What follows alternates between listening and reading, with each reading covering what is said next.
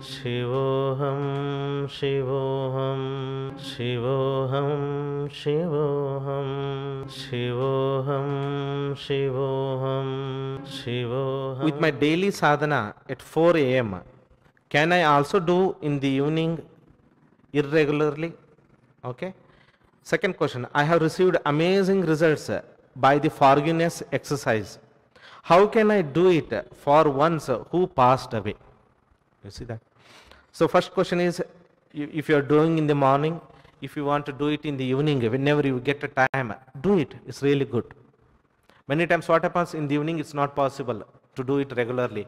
I'm going to here, there, because of the family commitment, because of the job and other things. So it's okay, but maintain the regularity in the morning.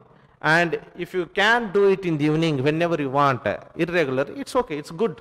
You are, doing good. That's one thing. Second thing is forgiveness exercise. How I can use it for the one who has passed away. Okay. So who has passed away, you just need to offer, make a prayer to Divine Mother. Mother, I'm really gratitude to my ancestor who were, my husband or mother or father who were passed away. I'm really thankful to them. And if there is any hurt between me and him, any negative emotions are there, any negative energy cards are there, please release, remove, and bless the person. Okay, and let me focus on my path. So what you are going to do, you are praying for the best for the one who has passed away. You are ready to forgive the person, and you want to disconnect any negative energy cards or all the cards you don't want.